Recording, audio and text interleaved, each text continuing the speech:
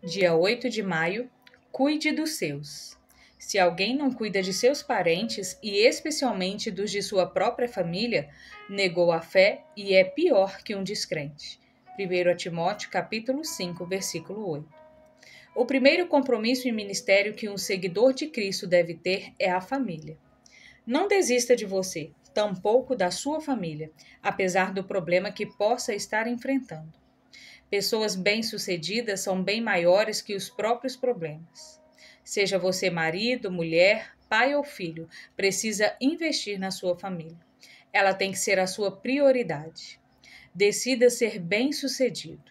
Existe crescimento para quem encara os desafios com fé e confiança em Deus. Talvez até hoje você tenha conduzido a sua vida com a força do braço, mas agora deixe o Senhor conduzir, pois com certeza vai ser muito mais fácil. Quando criança ou adolescente, eu não tinha muitas possibilidades de mudar a realidade da minha família, pois além de ser extremamente tímido, não conseguia ver possibilidade de mudar nenhum cenário. Contudo, chegou o dia em que tive a oportunidade de formar a minha família. Aquele menino que se tornou homem sem referência paterna tornou-se pai.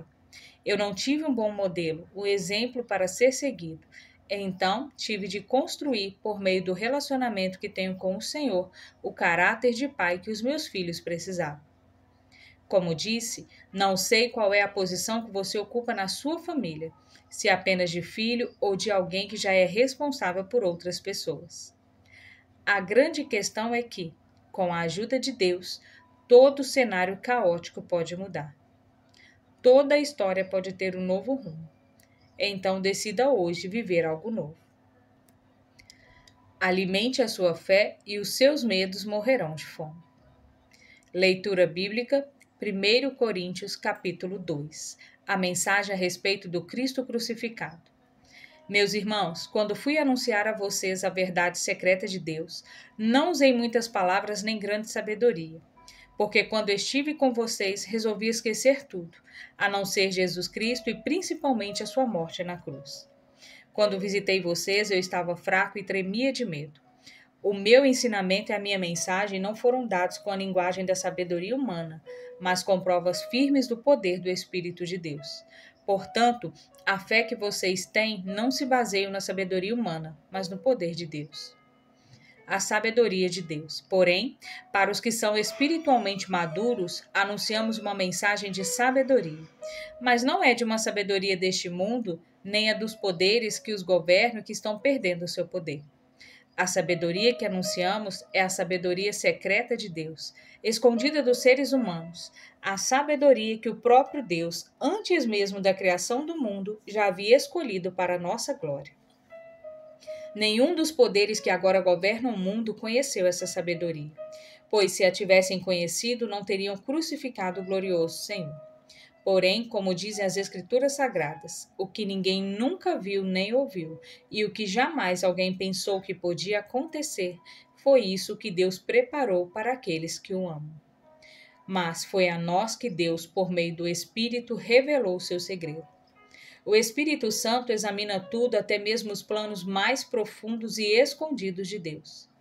Quanto ao ser humano, somente o Espírito que está nele é que conhece tudo a respeito dele.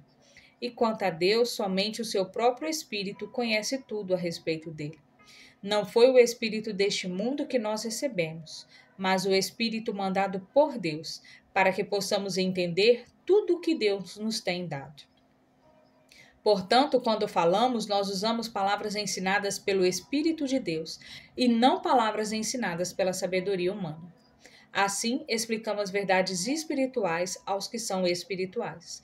Mas quem não tem o Espírito de Deus não pode receber os dons que vêm do Espírito e, de fato, nem mesmo pode entendê-los. Essas verdades são loucura para essa pessoa porque o sentido delas só pode ser entendido de modo espiritual. A pessoa que tem o Espírito Santo pode julgar o valor de todas as coisas, porém ela mesma não pode ser julgada por ninguém. Como dizem as Escrituras Sagradas, quem pode conhecer a mente do Senhor? Quem é capaz de lhe dar conselhos? Mas nós pensamos como Cristo pensa. Palavra-chave: cuidado.